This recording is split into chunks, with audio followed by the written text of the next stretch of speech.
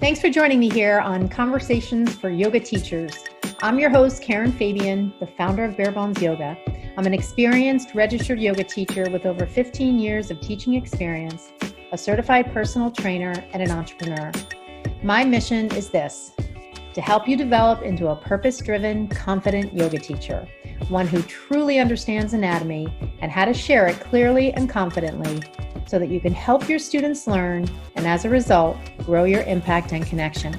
I strongly support and value the uniqueness of all individuals and provide a safe community where diversity is embraced. Through my mentorship and signature program called the Blueprint Learning Program, I help yoga teachers build their skills in the area of learning anatomy, and along with that, help them learn important business skills and personal development ways of being that will transform them into purpose-driven teachers who make a big impact. On the podcast here, you'll get a blend of both anatomy learning, stories from teachers, interviews with others in the field, and a dose of personal development. For more information and to get on the wait list for any of my programs, see my website, barebonesyoga.com. Hi, everybody. My name is Karen Fabian. I'm your host, and welcome to Conversations for Yoga Teachers. I am here today recording episode 115 on February 1st, which I feel like is just good.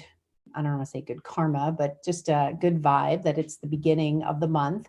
As I sit here at my desk, it is snowing pretty steadily outside here in Boston, and we are in for a long day into the night of snow. So wherever you are, I hope that you are actually someplace warm. Maybe you're not. Maybe you're also looking at the same kind of snow that I am. But be that as it may, it is winter here in Boston, and it is, just part of what we go through, the ups and downs of the weather. So it's all good. And I hope you had a lovely weekend. I want to give you just a quick kind of update on the outcome of my wellness event, which I held on Saturday, the Bare Bones Yoga Wellness Weekend. If you're listening right now and you were one of the people who attended the weekend or attended the event, I want to thank you so much for participating. For those of you who maybe saw the event promotion and weren't able to make it, don't worry, because I am going to do another one in the second quarter of this year, because the feedback was so great from all the people who attended that I am just completely inspired to do it again in a similar format.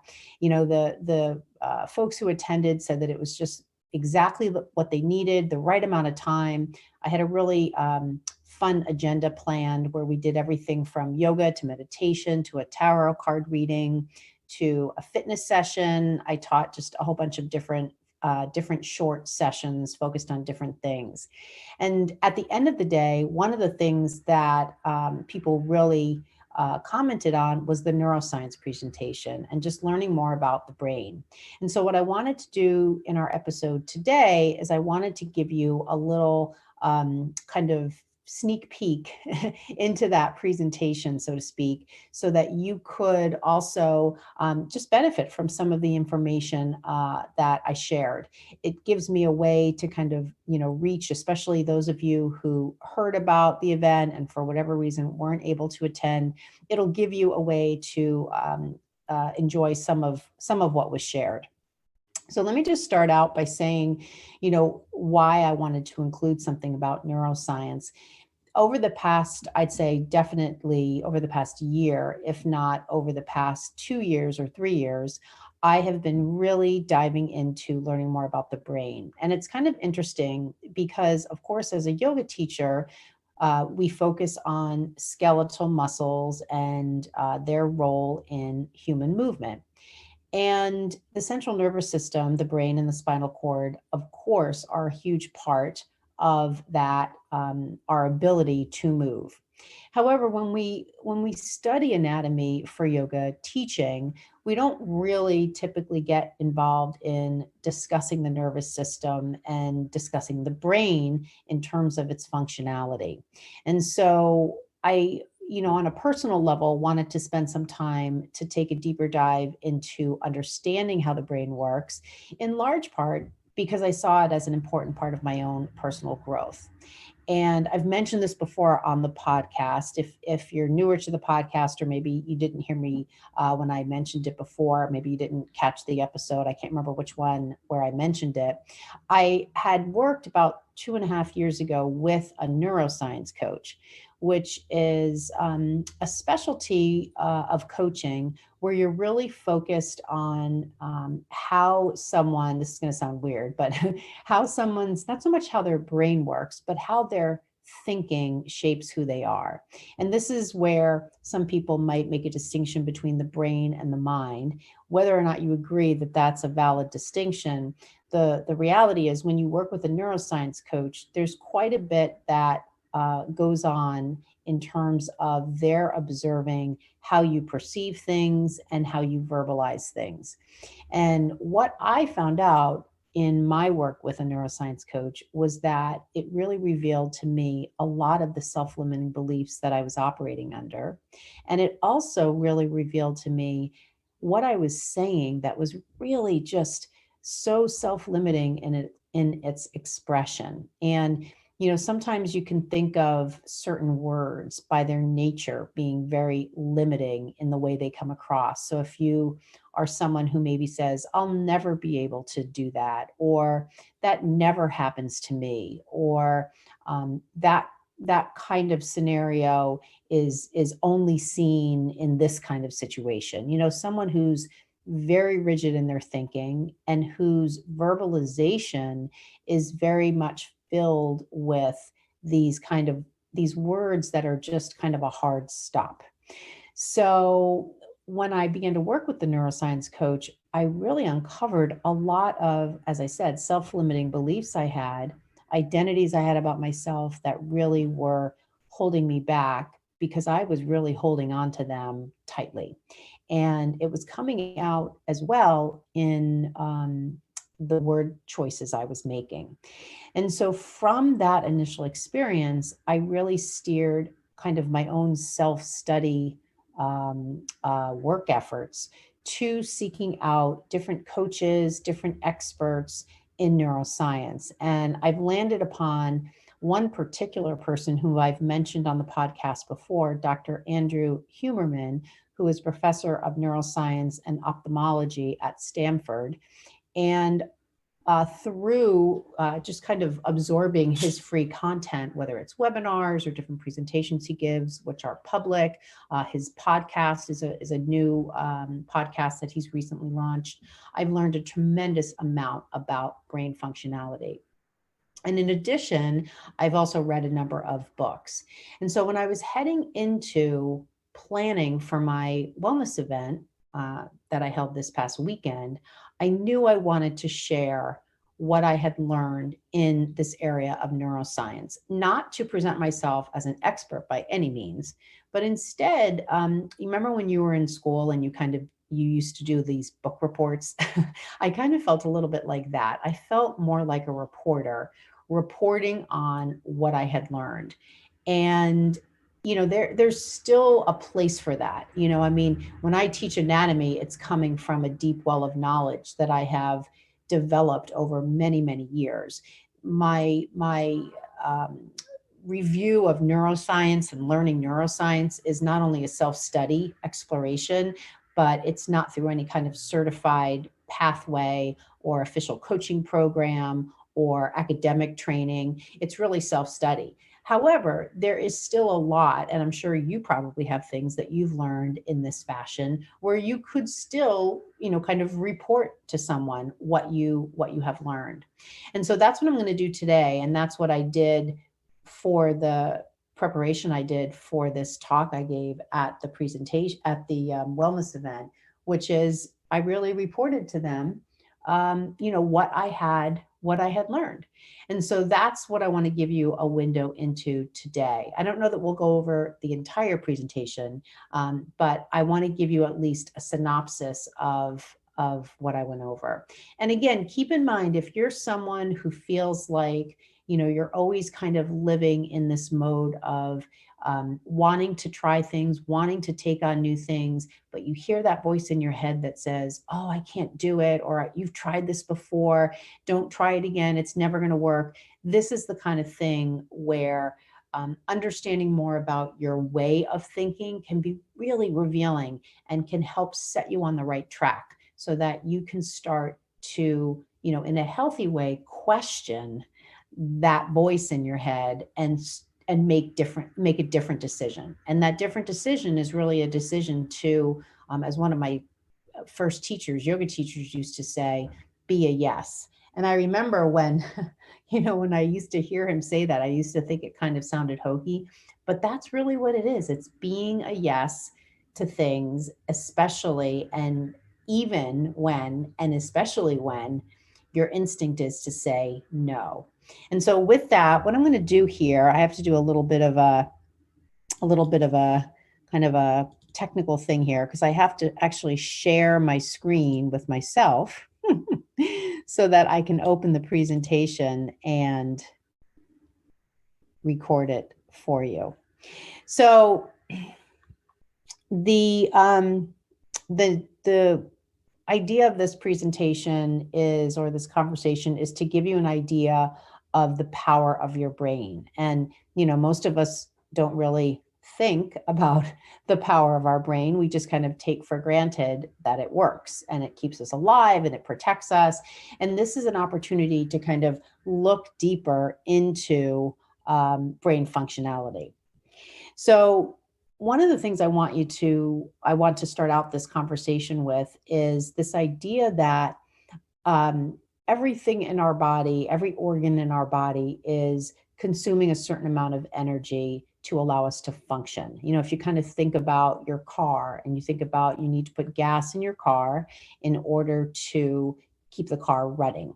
So think about all the different organs in your body and how they each have different metabolic demands, different nutritional demands. And I want you to now think, what organ in your body consumes 20% of your energy, 20% being considered a significant amount. And that would actually be the brain. So I want you to think about your brain as, not only consuming a large portion of your energy, but also the organ that is responsible for budgeting resources for the rest of your body. If you kind of think about, maybe you grew up in a house where your mother or father was in charge of the budget for the house, right? And so when you think about that, that person was responsible for kind of giving you allowance or giving, your mother or father money to go grocery shopping, paying the bills. So that person was acting as kind of the person in charge of the budget. So the brain budgets resources for the rest of your body. It regulates your water intake, the distribution of water throughout your body, other things as well, like salt and glucose and other resources within you. And scientists call this budgeting process allostasis. And this is a really important role, among other roles, that the brain plays.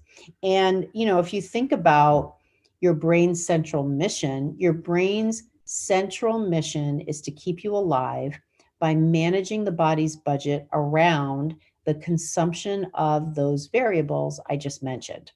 So everything we do, you can consider as a withdrawal or a deposit in your metabolic budget. So think about the night you stay up really, really late.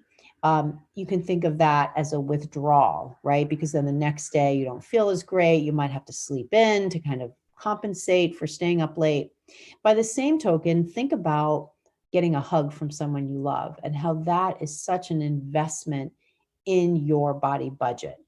Getting a good night's rest, how that is such an investment in your body budget. So everything you do, if you frame, your activities of your day or your interactions with other people as either a withdrawal or a deposit, that really puts you much more in the driver's seat when it comes to different situations where your instinct might be to fly off at the handle or get really upset. And then you think, how is that really going to help me? All that's really going to do is, decrease the energy I have to otherwise put towards something else, and so that's when we can start to really live at cause and make decisions rather than being reactive all the time. So that's just one example. So the idea here is to understand how your brain works and in turn, how to stay healthy and live longer. So I want to go into, some just what I consider simply astonishing ideas about the brain. And at the end of this conversation, I'm going to give you the references that I pulled this information from. Because again, as I said, as the preface to this conversation, I am not reporting on this, from a deep well of my own knowledge. I'm reporting it to you more from the work I've done to kind of assimilate information in my quest to understand neuroscience better. So scientists have recently discovered that the brains of all mammals are built from a similar plan. The brains of reptiles and other vertebrates follow that same plan. The neurons that form a mammal's brain are created in a very organized, predictable order. And the ordering holds true for everything from rats to dogs to humans. So you're probably listening to this and thinking, well, then, are you saying my brain is the same kind of brain as the brain of a rat? So let me continue. So the brains look different in these different species because the manufacturing process runs in stages in brain development, and the stages last longer or shorter depending on the species. So, for instance, the stage to produce neurons, and neurons are the cells of the brain, the nervous system, the stage to produce neurons for the cerebral cortex in humans runs for a shorter time in rats and a shorter time in lizards. So even though kind of the overall plan is the same, it's kind of like you're turning on and turning off the development time depending on the species. And you almost hear about that turning on and off concept when you hear about cancer development. When cancer is developing in someone, it's the turning on of cell growth in a negative way, in a malignant way, in an unhealthy way. And so that is, again, what a lot of cancer research is trying to discover. What is the source at the level of the genome, at the level of DNA, of the break in coding that makes the cell growth just happen so rapidly in an abnormal way. So during the course of evolution, certain genes mutated to cause particular stages of brain development to run for longer or shorter periods of time, producing a brain with proportionally bigger or smaller parts.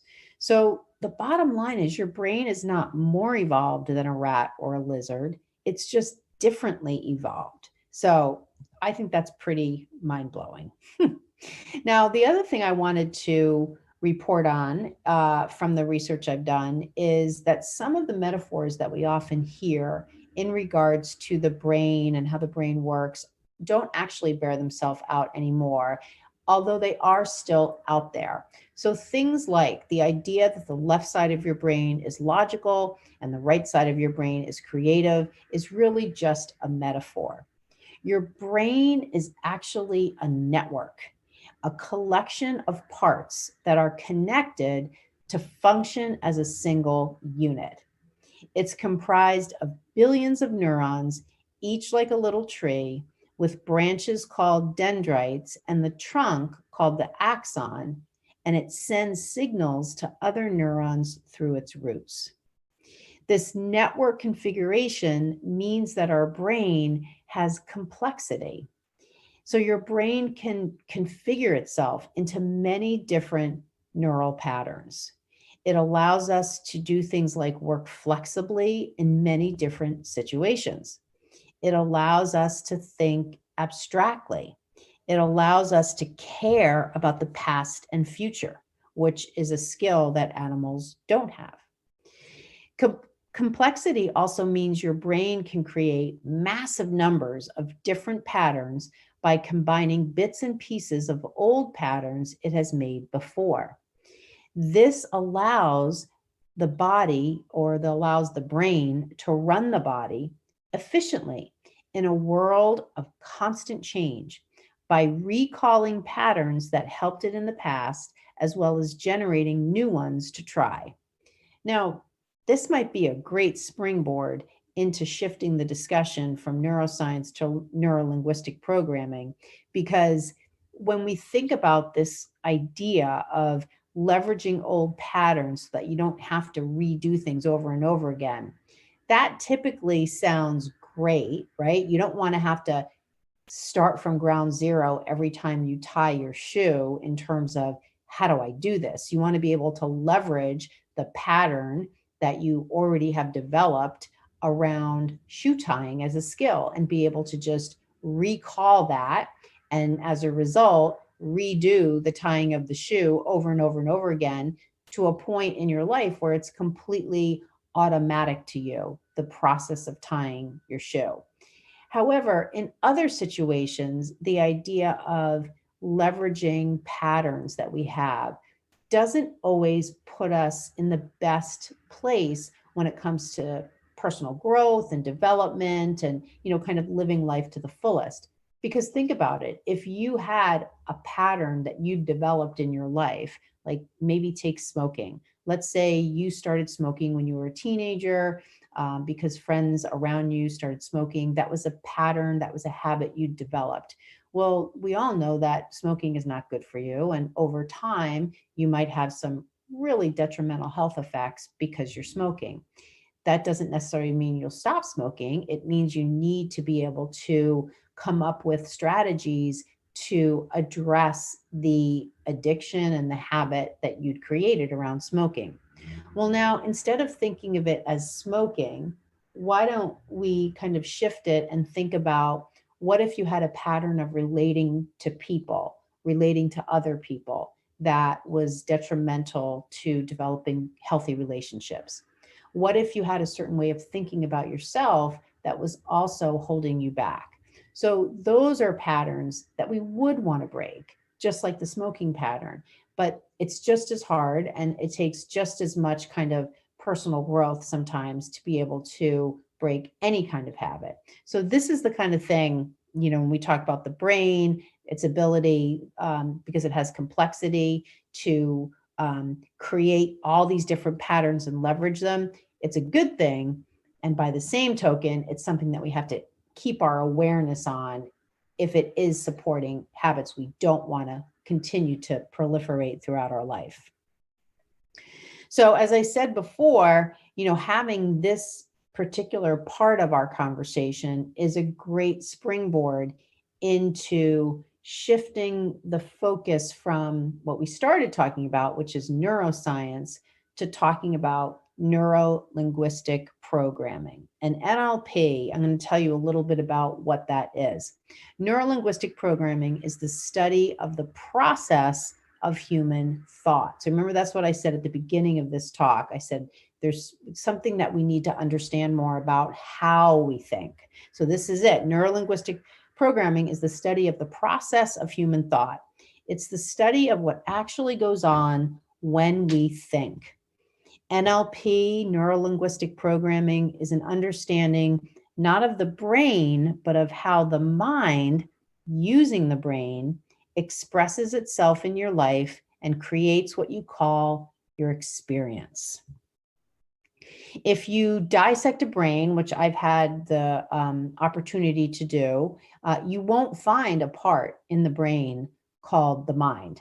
However, you will find tissue, nerve tissue, which stores various bits of data and assembles them, rearranges them, and rearranges them again so you can call up these bits of data when you want. So this is similar to what I was saying before. When you want to tie your shoe, you're just recalling the pattern of how to do it. When you want to walk, you just recall unconsciously the pattern of how you do it.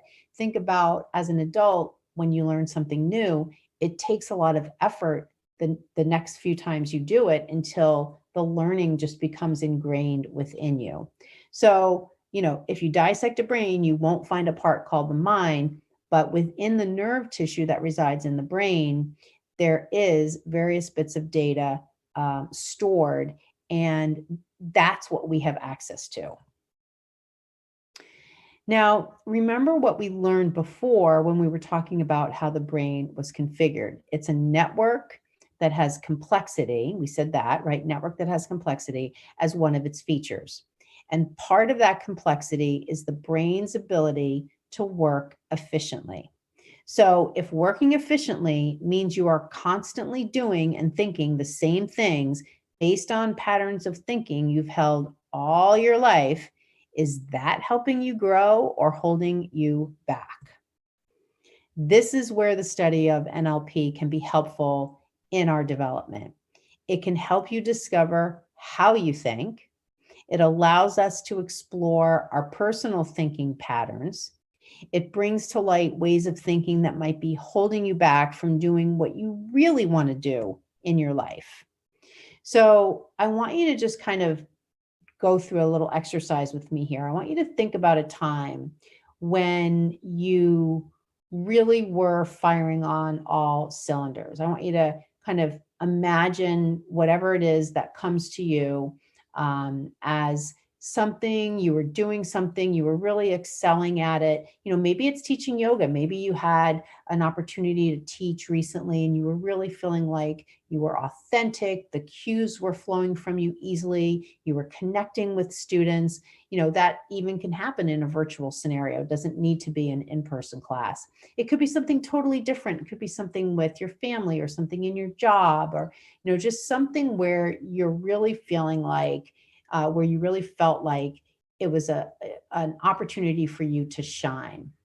And now what I want you to do, if you can close your eyes, is close your eyes and just envision you doing that thing, doing whatever it is, the positive feedback you're getting, to yourself, maybe even positive feedback you're getting from those around you. I want you to get really kind of into the experience. What are you wearing? What are you doing? What are you saying? And just kind of stay with that for a couple of moments. And as you stay with that, I want you to also add a particular feature to this visualization. I want you to imagine that you're standing inside a circle. So you're standing inside this circle, and you've brought with you all of this goodness, all of these feelings of goodness around how you are when you are operating on all 5 cylinders. Everything is going great. You're doing, whatever it is that came to you in this visualization exercise, and you're standing in this circle as you're imagining this. Now, what I want you to do is step outside the circle, but within that circle is still all of the characteristics of you, all of what made you excel in whatever that thing was. It's just kind of contained within that circle. Now I want you to shift your focus to something you have to do in the near future that you have a little anxiety around. Maybe it's a difficult conversation you have to have with somebody. Maybe it's you need to ask for a raise. Maybe it's you need to, or I shouldn't say need to, maybe it's that you want to pursue some teaching opportunities and you're nervous about it. Maybe you've got a teaching demo coming up. I've actually heard a lot about that recently in my Facebook group. A couple of teachers have demos coming up to get hired for jobs. So whatever that scenario is that's got you feeling a little bit anxious, I want you to just identify that scenario now. And then from there, I want you to, knowing that that's a scenario you've got coming up for you, I want you to step back into the circle.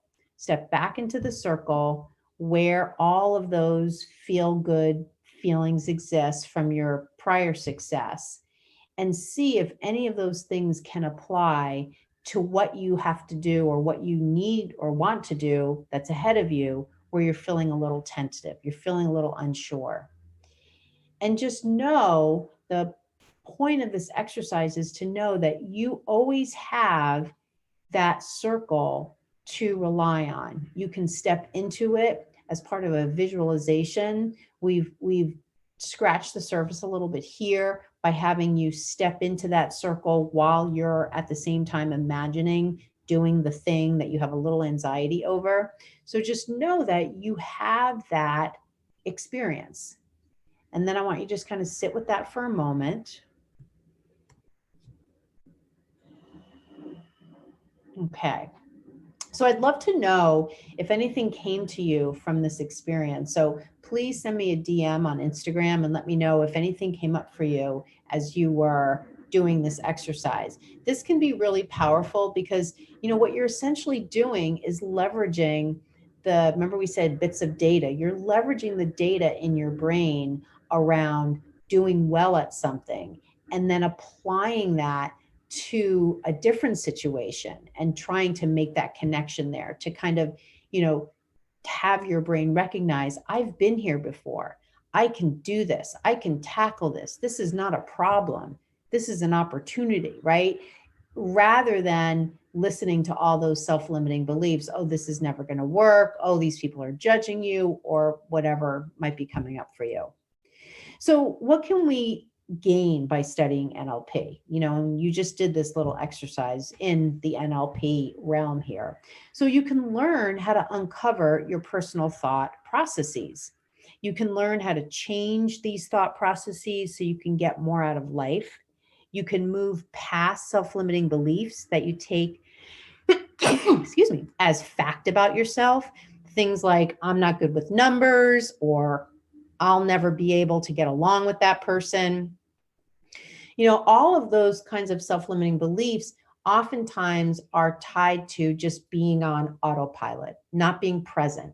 And I think we all, as yoga teachers and practitioners, we all can appreciate and know that so much of the magic of just living lies in being present and mindful. And when we're not, that's oftentimes when problems come up. So I'm going to just wrap up this conversation by just sharing three techniques, not really techniques, or three ways of being where you might be on autopilot and not realize it. So the first one is generalization. We've all done it. We've all generalized. I want to just give you a definition from NLP as to what this is. Generalization is noticing how an experience is similar to other experiences. So an example might be, this person reminds me of so-and-so, or I've been in this sort of place before. So generalizations like that can lead to limiting beliefs. Something like, all people that live in such and such a place are all wealthy. Maybe you could say Pebble Beach. Generalizations can lead us to make assumptions, right? And we all know assumptions, you don't want to be making assumptions. So that's the first part. A second way of being we can hold that is part of, not only operating in a self-limiting belief sort of way, but just not a present way, is deletion, which is dropping away certain aspects of an experience. When you focus intensely on something and other things are outside of your awareness, that is an example of deletion. This can lead you to missing certain important aspects of an experience. And that can lead you to making incorrect assumptions about the experience. So that's the second not very mindful, healthy strategy, deletion. And then the last one is distortion. Distortion is changing an experience from what it actually is to some modified form of what it is. We perceive people, events, and things based on certain aspects of the experience. So you might say, oh, that was just the worst vacation, or that was the most awful yoga class, or that was just the most typical holiday. Nothing special happened, right? So this can also apply to how we understand people. We could say something like, oh, that person is a slow talker, and then also believe that that means that they're a slow thinker, when we don't know that. In fact, it's just an assumption. So I'm going to kind of button up this presentation here. There is a follow-up part that came along or came next in the presentation, and I am going to give you just a little preview of this and give you an opportunity to get on the phone with me and have me walk you through how to do this. So what I wrapped up this presentation with was a discussion of what's called the well-formed outcome. And the well-formed outcome is part of the neuro-linguistic programming, kind of process of working with someone, where you help them create a whole strategy for maybe reaching a goal, changing something about themselves. Maybe you want to eat in a more healthy way. Maybe you want to shift your relationships in your life to a healthier level. For yoga teachers, maybe it's that you want to set some goals for yourself in 2021 that really allow you to achieve at a high level. And so at the end of this presentation, I walked the participants at the wellness event through what's called the well-formed outcome process. And I am happy to do that with you. So anyone listening who wants me to walk through this process with them and apply it to a personal goal you have for yourself, all you need to do is DM me on Instagram, and I'm happy to set that session up with you for free. It'd probably take about a half an hour. What you would want to do is come to the session with a goal in mind that you want to achieve, and I can walk you through the well-formed outcome process. What I want you to know is that working a problem or a goal through a process like this is a very methodical, pragmatic approach. And so what you'll get out of it is you'll get literally a strategy that you can then walk away from our conversation and implement that strategy over the next however long it takes. But, I think the fact that it's February 1st, it's a perfect opportunity to say, I'm going to do it this year.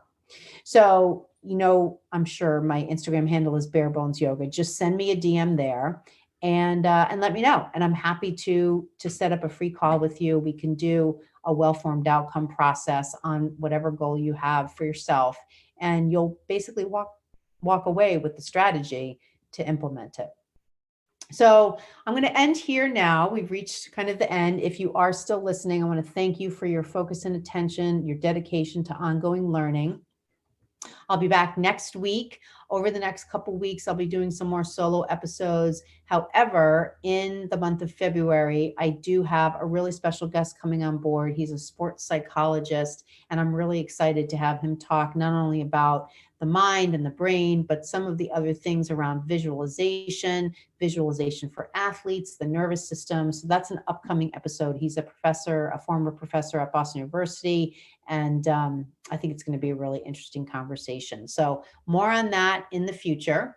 Of course, any questions about anatomy, any feedback about the podcast, please reach out and either contact me via email or via Instagram and let me know what your thoughts are. If you have a suggestion for a future episode in terms of a topic, I'd love to hear it as well. So thank you so much for listening. I hope you have a wonderful week, and I'll see you here on the next episode of Conversations for Yoga Teachers. Namaste.